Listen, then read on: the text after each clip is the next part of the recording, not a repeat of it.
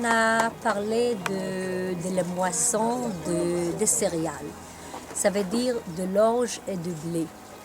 Nous allons placer ça dans les contextes de temps. Ça veut dire quand les pieds sont verts, qui sont à vivre, ça commence. Et ça, c'est aussi le temps des Pâques.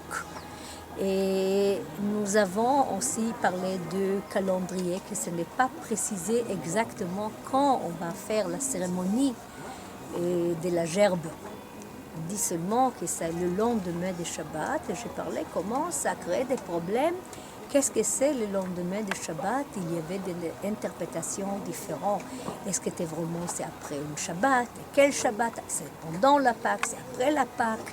Après peut-être c'est après la fête. Nous avons que ça crée des problèmes entre le peuple. Il y avait des interprétations différentes. Après nous avons voulu savoir qu'est-ce que c'est alors la moisson.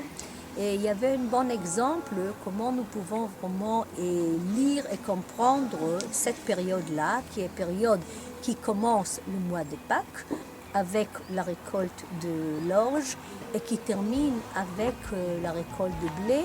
Et la meilleure histoire était alors l'histoire des Ruth et Boaz.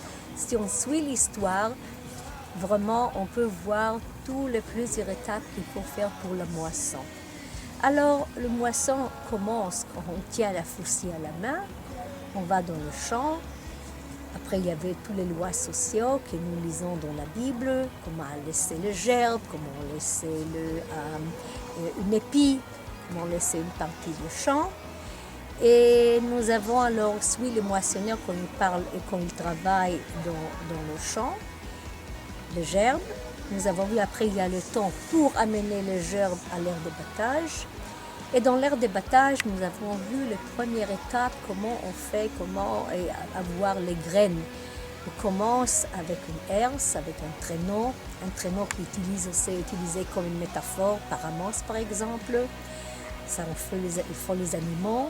L'après-midi, quand il y a un peu de vent qui va de la Méditerranée, ou le soir, c'est le temps qu'on vanne. Et les céréales, ça veut dire séparer, et les tiges, les pailles et les graines restent, tous les autres s'en vont. Nous avons vu aussi comment la fourche, comment cet acte de vanner est devenu symbolique dans les évangiles, dans l'Ancien Testament. Et à la fin, il faut secouer, ça veut dire nettoyer les restes des graines qui sont dans l'aire de battage. La fin de tout ce travail dans l'aire de battage, c'est quand on mesure et quand on donne les dîmes.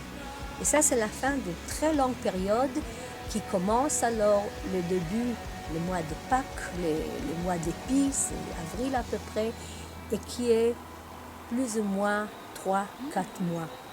Alors nous avons parlé de cette période. Mais nous avons aussi parlé qu'après la Pâques, il faut compter 50 jours. Et nous avons demandé pourquoi. Qu'est-ce que la signification de ces 50 jours? Nous savons que c'est le début de la récolte de l'orge et du blé. Mais quel est le problème qui est associé avec les 50 jours? Et nous avons vu que c'est une période qui est très très spéciale. C'est à la fin de la pluie. Mais il y a parfois encore des pluies, parfois il peut faire très très froid, mais par contre il y a déjà des vents qui arrivent à l'Orient. Alors ce sont des conditions très bouleversantes. Autant que le blé n'est pas encore atteint la maturité, il y a déjà des fleurs des olives. Les blés qui ne sont pas encore matures ont besoin un peu de pluie, tandis que les olives, ils ont besoin de la sécheresse. Cet équilibre, c'est quelque chose qui a fait les fermiers avaient beaucoup d'angoisse avec ça. Et nous voyons que tout ça est représenté dans le temple. Si on croit en Dieu, on voit que le pain et les tables où il y avait le pain, c'était dans le nord. Le nord représente la pluie. Et que le menorah était placé dans le sud. Ça veut dire que c'est dépend du vent du sud pour sécher, pour polliniser les olives. Donc, vous voyez que Dieu garde nous, même quand les conditions sont tout à fait différentes. Un autre sujet que nous avons parlé, c'était la différence entre l'orge et le blé. Et nous avons vu que l'orge au début des peuples d'Israël était très très important.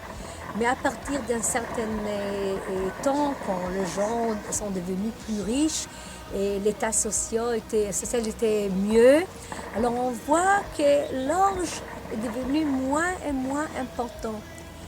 À cause de ça, quand on lit Jean 6 avec l'histoire des multiplications du Père du poisson, on voit que ce n'est pas un hasard qu'on dit que Jésus était là dans un endroit et c'était dans le temps de Pâques et qu'il y avait seulement que 6 pains d'or, ça veut dire que les gens avec qui il était associé, il était des gens très pauvres.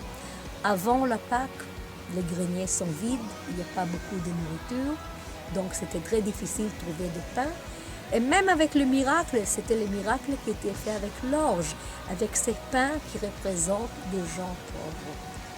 Bon, alors, ça c'était plus ou moins tous les sujets que nous avons touchés.